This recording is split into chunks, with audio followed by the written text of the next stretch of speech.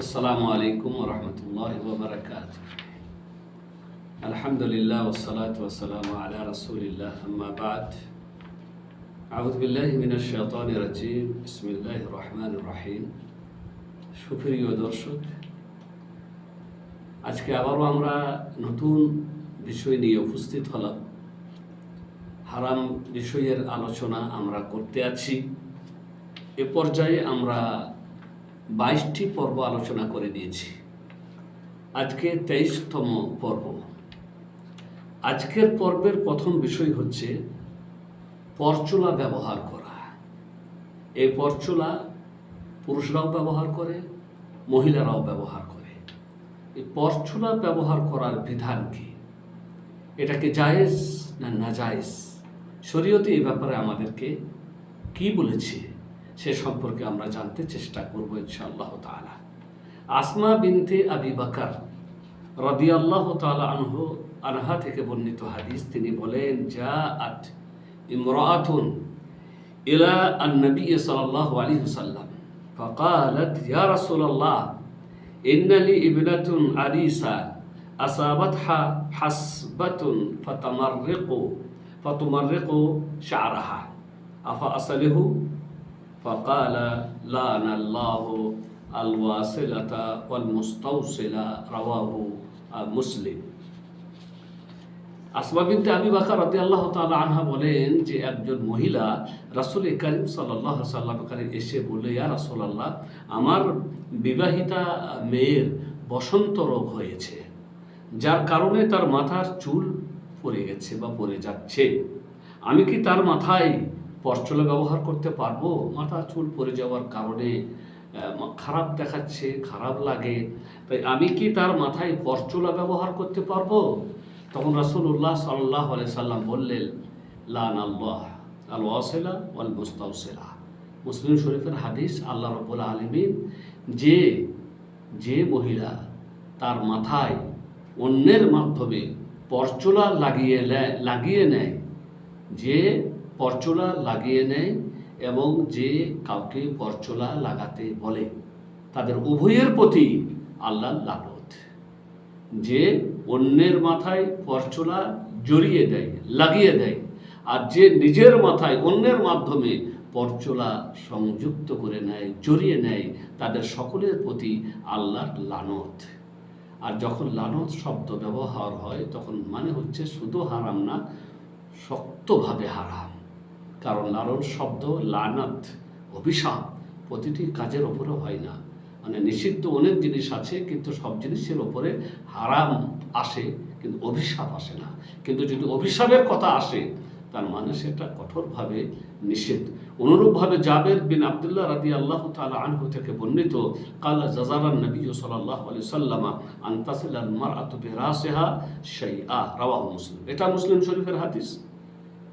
রাসূল করিম সাল্লাল্লাহু আলাইহি সাল্লাম ধমক দিয়েছেন এমন মহিলাকে যে মহিলা তার মাথায় পরচুলার কোনো কিছু ব্যবহার করে, পরচুলা বা অন্য কিছু ব্যবহার করবে যে তার মাথায়, সেরকম মহিলাকে রাসূল করিম সাল্লাল্লাহু আলাইহি সাল্লাম হুমকি দিয়েছেন, ধমক দিয়েছেন, কাজ করা যাবে না।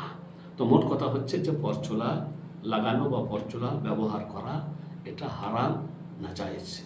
এর দৃষ্টান্ত হচ্ছে যে বর্তমানে অনেক কৃত্রিম খোপা পাওয়া যায়। কৃত্রিম খোপা একদম বানাই আছে, যেমন মহিলাদের খোপা হয় ওরকম পরিষ্কার করে বানানো আছে, শুধু নিয়ে মাথার মধ্যে ঢুকিয়ে নেওয়া, মাথার মধ্যে পরে নেওয়া, একদম চুলের মতন দেখাবে। তো অনেক কৃত্রিম খোপা পাওয়া যায়, যেটা বর্তমানে অনেকে কিনে এবং তারা কি করে ব্যবহার করে। অনুরূপভাবে বর্তমানে বিউটি পার্লার আছে যেখানে চুলের বিন্যাস হয়। এরকম জায়গাতে মানুষ যায় এবং তারা পরচুলা এবং চুল বিন্যাস অনেক কিছু করে। আর এরকম জায়গা মানে এই বিউটি পার্লার, এরকম যেখানে চুলের বিন্যাস হয় ইত্যাদি, এরকম জায়গাতে আরও অনেক অন্যায় কাজও হয়। আল্লাহ আমাদের হেফাজত করেন। অনুরূপভাবে যারা নিজেদের আসল চুলের সাথে পরচুলা লাগায়, চুল আছে তারপরেও তারা অনেকে কী করে পরচুলা লাগায়, তাদেরও এই কাজটা হারামের আওতায় পড়বে। আর এই কাজটা সাধারণত অসভ্য নায়ক নায়িকা যারা সিনেমায় কাজ করে, যাত্রায় থিয়েটারে কাজ করে, এরকম নায়ক নায়িকারা বেশিরভাগ এমন কাজ করে থাকে। আল্লাহ আমাদের হেফাজত করুন। দ্বিতীয় বিষয় হচ্ছে পুরুষের নারীর সাদৃশ্য গ্রহণ করা, আর নারীর পুরুষের সাদৃশ্য গ্রহণ করা লেবাসে এবং কথায় এবং আকার আকৃতিতে। লেবাস, পোশাক এবং ঢং ঢাং, আকার আকৃতিতে পুরুষের নারীর মতো সাজা বা নারীর পুরুষের মতন ঢং বা চালচলন গ্রহণ করা। প্রকৃতি, যে প্রকৃতির ওপরে আল্লাহ মানুষকে সৃষ্টি করেছেন, পুরুষদেরকে আল্লাহ রাব্বুল আলামিন এক প্রকৃতি দিয়েছেন। তাদের চালচলন, তাদের চলাফেরা, তাদের কথাবার্তা পুরুষদের মতো। এই পুরুষদের উচিত যে তারা তাদের পুরুষত্বের ওপরে প্রতিষ্ঠিত থাকবে। নারীদেরকে আল্লাহ রাব্বুল আলামিন একটা ভাবভঙ্গিমা দিয়েছে, তাদের চালচলন আলাদা, তাদের কথাবার্তা আলাদা। নারীদের উচিত তাদের নারীত্বের প্রকৃতির উপরে প্রতিষ্ঠিত থাকা, কারণ এটাই হচ্ছে আসল প্রকৃতি, যে প্রকৃতির উপরে মহান আল্লাহ রাব্বুল আলামিন নারী এবং পুরুষকে সৃষ্টি করেছেন। এবং এর বিপরীত করলে মানুষের জীবন সুষ্ঠুভাবে পরিচালিত হতে পারে না। নারীরা যদি পুরুষের মতন করে চলার চেষ্টা করে, পুরুষরা যদি নারীদের মতন করে চলার চেষ্টা করে, তাহলে আসল প্রকৃতি যেটা, সেই প্রকৃতিটা প্রতিষ্ঠিত থাকে না এবং ব্যক্তিগত জীবনেও মানুষের অনেক প্রভাব পড়ে, মন্দ প্রভাব পড়ে। তাই কোনো পুরুষের জন্য জায়েজ নয় যে সে নারীদের স্বভাব বা চালচলন গ্রহণ করবে, এবং কোনো নারীদেরও জন্য জায়েজ নয় যে তারা পুরুষদের স্বভাব বা চালচলন গ্রহণ করবে, কারণ এটা হচ্ছে প্রকৃতির বিপরীত। যে প্রকৃতির উপরে আল্লাহ তাদেরকে সৃষ্টি করেছেন, এতে ফিতনা ফাসাদ সৃষ্টি হয় এবং সমাজে বিশৃঙ্খলা দেখা যায়। অতএব এই কাজটাকে শরীয়তে হারাম করা হয়েছে। যদি বলা হয় শরীয়তে এই কাজের হুকুম কি, তাহলে আমরা বলবো এই কাজটা হারাম। কারণ শরীয়তে যদি কোনো কাজের ওপরে লানত শব্দ ব্যবহার হয়, তাহলে অবশ্যই সে কাজটা হারাম। আর এর উপরে এটা যে হারাম কাজ, তার দলিল হচ্ছে ইবনে আব্বাস রাদিয়াল্লাহু তাআলা আনহু থেকে বর্ণিত হাদিস। এই হাদিসটি বর্ণিত হয়েছে মারফু সূত্রে। তিনি বলেন, রাসূল করিম সাল্লাল্লাহু আলাইহি ওয়াসাল্লাম লানত করেছেন, লাআনা রাসূলুল্লাহ সাল্লাল্লাহু আলাইহি ওয়াসাল্লাম আল মুতাশাব্বিহিনা মিনার রিজালি বিন নিসাই ওয়াল মুতাশাব্বিহাতি মিনান নিসাই বির রিজালি। রাওয়াহুল বুখারী। বুখারী শরীফের হাদিস। সেই পুরুষদের প্রতি আল্লাহর লানত যে পুরুষরা নারীদের স্বভাব বা নারীদের চালচলন গ্রহণ করে, আর সেই মহিলাদের প্রতি আল্লাহর লানত যারা পুরুষদের স্বভাব বা পুরুষদের চালচলন গ্রহণ করে। অনুরূপভাবে ইবনে আব্বাস রাদিয়াল্লাহু তাআলা আনহু থেকে মারফু সূত্রে বর্ণিত। প্রথমটাও ইবনে আব্বাস থেকে বর্ণিত হাদিস, দ্বিতীয়টাও ইবনে আব্বাস রাদিয়াল্লাহু তাআলা আনহু থেকে বর্ণিত হাদিস। রাসূল করিম সাল্লাল্লাহু আলাইহি ওয়াসাল্লাম লাআনা রাসূলুল্লাহ সাল্লাল্লাহু আলাইহি ওয়াসাল্লাম আল মুতাখান্নিসিনা মিনার রিজালি ওয়াল মুতারাজ্জিলাতি মিনান নিসাই। এটাও বুখারী শরীফের হাদিস। যে পুরুষরা মেয়েদের বেশ ধারণ করে এবং যে মেয়েরা পুরুষদের বেশ ধারণ করে, তাদের সকলের প্রতি আল্লাহর লানত। আর এই বেশ ধারণ করা, স্বভাব ধারণ করা বা পুরুষদের মতো হওয়া বা পুরুষদের নারীদের মতো স্বভাব ভঙ্গিমা, এটা শুধুমাত্র আপনার কোনো একটা জিনিসে হয় না, বরং এই সাদৃশ্য গ্রহণটা কথাবার্তাতেও হয়, চালচলনে হয়, ভাবভঙ্গিমাতে হয়, আবার আকার আকৃতিতেও হয়। অনেকে আছে এমন ভঙ্গিমায় চলছে যে ভঙ্গিমায় নারীরা চলে, এটাও হচ্ছে সাদৃশ্য গ্রহণ করার পর্যায়ের বিষয়। অনুরূপভাবে অনেকে এমনভাবে কথা বলছে যেটা নারীদের ভঙ্গিমা। কেউ যদি নারীদের ভঙ্গিমায় কথা বলে, তাহলে সেটাও হচ্ছে সাদৃশ্য গ্রহণের পর্যায়ে পড়ে। অতএব কথাবার্তাতে, চাল চলনে বিভিন্নভাবে নারীদের আকার আকৃতি গ্রহণ করা হয় এবং নারীরা পুরুষদের সাদৃশ্য গ্রহণ করে, আর সবই হারাম পর্যায়ের। কথাবার্তাও পুরুষরা পুরুষদের মতো বলবে, নারীরা নারীদের মতন বলবে, পুরুষদের উচিত নয় নারীদের ঢঙ্গে কথা বলা, নারীদের উচিত নয় পুরুষদের ঢঙ্গে কথা বলা। অনুরূপভাবে নারীর পুরুষের সাদৃশ্য আর পুরুষদের নারীদের সাদৃশ্য পোশাকেও হয়, পোশাক পরিচ্ছদ।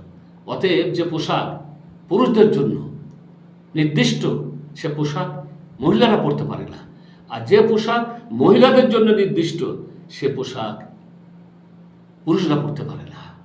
অনুরূপভাবে পুরুষদের জন্য জায়েজ নয় যেটা নারীদের জন্য নির্দিষ্ট, গলার হার এবং পায়ের মানে ঝুমকা বলা হয়, পায়ের নপুর বলা হয়, অনুরূপভাবে কানের জিনিস বলা হয়। এ সমস্ত জিনিসগুলো কাদের? হাতের চুড়ি কাদের? মহিলাদের জন্য। অতএব এগুলা পুরুষদের পরা জায়েজ নয়।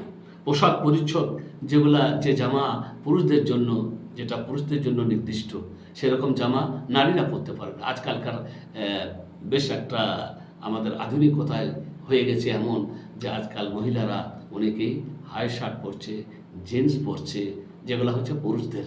তো এটা কি নয়? জায়েজ নয়।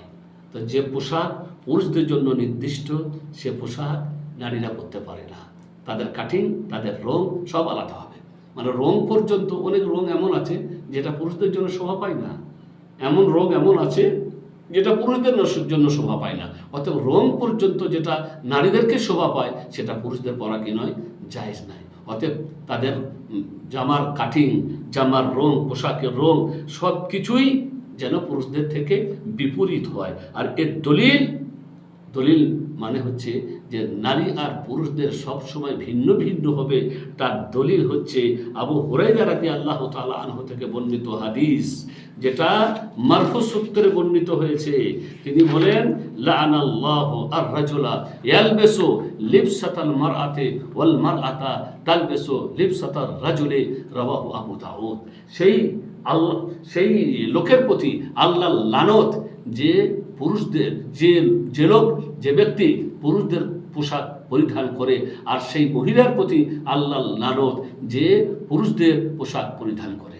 রাসূল করিম সাল্লাল্লাহু আলাইহি সাল্লাম বললেন, এমন ব্যক্তি, এমন পুরুষের প্রতি আল্লাহর লানত যে মহিলাদের পোশাক পরিধান করে, আর এমন মহিলার প্রতি আল্লাহর লানত যে পুরুষদের পোশাক পরিধান করে। অতএব যেটা পুরুষদের জন্য সেটা মহিলার পরা জায়েজ নয়, আর যে পোশাক মহিলাদের জন্য নির্দিষ্ট সেটা পুরুষদের পরা জায়েজ নয়। আল্লাহ আমাদের হেফাজত করুন। তারপরের বিষয় হচ্ছে চুলকে কালো রঙে রাঙানো। চুলকে কালো রঙে রাঙানো এর বিধান কি? যদি কেউ জিজ্ঞাসা করে চুলকে কালো রঙে রাঙানো এর বিধান কি, আমরা বলবো সহিহ উক্তি অনুযায়ী এটা হারাম। সহিহ উক্তি অনুযায়ী এটা হারাম, কারণ এর ওপরে রাসূল করিম সাল্লাল্লাহু আলাইহি সাল্লাম থেকে হুমকি বা ধমক এসেছে। রাসূল করিম সাল্লাল্লাহু আলাইহি সাল্লাম বলেছেন, ইয়াকুনু কওমুন ইয়াখদিবুনা ফি আখিরিজ জামান বিসসাওয়াদ কাহাওয়াসিলিল হামাম লা ইয়ারিহুনা রাইহাতাল জান্নাহ, রাওয়াহু আবু দাউদ।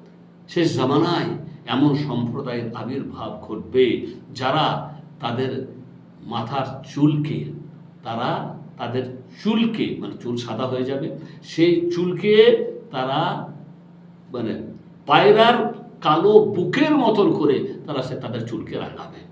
চুল তাদের সাদা হয়ে গেছে, পেকে গেছে, বয়স হয়ে গেছে, এখন সেই চুলটাকে তারা কালো করবে, কালো রং দিয়ে চুলকে তারা কি করবে? রাঙাবে। এদের শাস্তি লা ইয়ারিহুনা রাইহাতাল জান্নাহ, এরা জান্নাতের সুগন্ধিও পাবে না। তাহলে বড় ধমক দিয়েছেন রাসূল করিম সাল্লাল্লাহু আলাইহি ওয়াসাল্লাম। অনুরূপভাবে বর্তমানে আমরা দেখি যে এই কাজটা বেশ ব্যাপক হারে ছড়িয়ে গেছে আর কি। বহু মানুষ যখন তাদের চুল পেকে যায়, বয়স হয়ে গেছে, চুল পেকে গেছে, তখন তারা কালো রঙে চুলকে রাঙায়।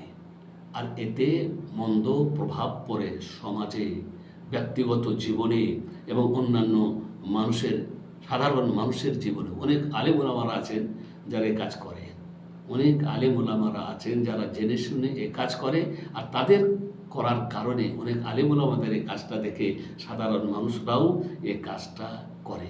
এতে মানুষকে ধোঁকা দেওয়া হয়। স্বাভাবিক কথা, আমার বয়স হয়েছে, আমার চুলটা রোদে পাকেনি, আমার চুলটা বয়সে পেকেছে, যখন বয়সে চুল পাকে তখন তার বয়সের সাথে ওই চুলটাই মানায়।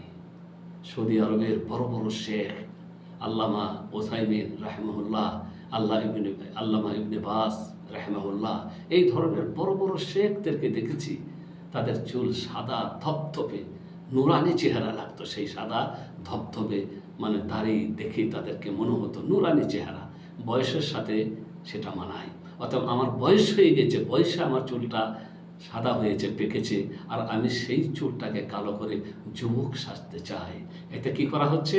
মানুষদেরকে ধোঁকা দেওয়া হচ্ছে, মানুষদেরকে ধোঁকা দেওয়া হচ্ছে। আমাদেরকে অনুমতি দেওয়া হয়েছে, আমাদের জন্য মুস্তাহাব যে আমরা চুলকে মেহেদি রঙে, হলুদ বর্ণে, লাল রঙে কিংবা আপনার যাকে বলা হয় খয়েরি রঙ, এই সমস্ত রঙে কি করে চুলকে আমরা রাঙাতে পারি।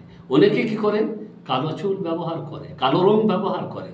কালো রং ব্যবহার করার পরে জিজ্ঞাসা করলে বলে যে না, এটা হচ্ছে ব্রাউন, কালোর কাছাকাছি ব্রাউন, এরকম ধরনের মানে কথা বলে মানুষকে ধোঁকা দেয়। মানুষকে ধোঁকা দিতে পারবে, কিন্তু আল্লাহকে তো ধোঁকা দিতে পারবে না। আল্লাহ তো জানেন যে আসলে আমি কোন রংটা ব্যবহার করেছি। অতএব মানুষের একটা কথা মনে রাখা দরকার সব সময় যে আমার বয়সের সাথে আমার চুলও মানায়। অতএব আমার বয়স যেমন 60-70, তখন আমার মাথার চুল পেকে গেছে, দাড়ি পেকে গেছে, ওই বয়সের সাথে আমার ওটা মানিয়ে যাচ্ছে, এতে কোনো রকমের কোনো অসুবিধা তো নেই। এখানে আবার চুলটাকে কালো করে যুবক সাজার তো কোনো দরকার নেই। আল্লাহ আমাদের হেফাজত করেন।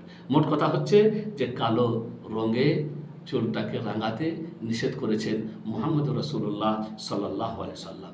মক্কা বিজয়ের দিনে আবু বকর রাদিয়াল্লাহু তাআলা আনহুর আব্বাকে নিয়ে আসা হলো।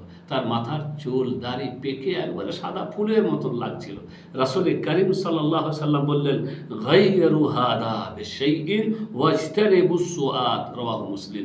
ওর এই অবস্থার পরিবর্তন করো, মানে চুলগুলা একেবারে সাদা ফুলের মতো লাগছে, এটাকে এই অন্য রঙে পাল্টিয়ে দাও, কিন্তু সাবধান, কালো রং থেকে বেঁচে থাকবে। ওয়াজতানিবু আস-সাওয়াদ, কালো রং থেকে বেঁচে থাকবে। মুসলিম শরীফের হাদিস। অতএব আমাদের হাদিস মেনে চলা দরকার। আমাদের উচিত সাধারণ মানুষকে ধোঁকা না দেওয়া। আল্লাহ আমাদের হেফাজত করুন। সহি উক্তি অনুযায়ী এ ব্যাপারে নারীরাও পুরুষদের মতো, মানে যেমন কোনো পুরুষ তার চুল দাড়িকে কালো রঙে রাঙাতে পারে না, জায়েজ নয়, অনুরূপভাবে কোনো মহিলারও জায়েজ নয় যে তার বয়স হিসাবে পেকে যাওয়া মাথার চুলকে সে অন্য কোনো রঙে রাঙাতে, বা অন্য কোনো রঙ মানে কালো রঙে সে রাঙাতে পারে না, বাকি অন্য রঙ ব্যবহার করতে পারা যায়। যেমন বলা হলো মেহেদি রঙ, খয়েরি রঙ ইত্যাদি রঙ ব্যবহার করা মুস্তাহাব, জায়েজ, সেটা আমরা করতে পারি। আল্লাহ আমাদেরকে তৌফিক দান করুন। আল্লাহ রাব্বুল আলামিন যেন আমাদের হেফাজত করেন, আমরা যেন সঠিক শরীয়তের আলোকে জীবনযাপন করতে পারি। আল্লাহ সেই তৌফিক আমাদেরকে দিন। ওয়া সাল্লাল্লাহু আলা নবিয়িনা মুহাম্মদ ওয়া আলা আলিহি ওয়া সাহবিহি আজমাইন। আসসালামু আলাইকুম ওয়া রাহমাতুল্লাহি ওয়া বারাকাতুহু।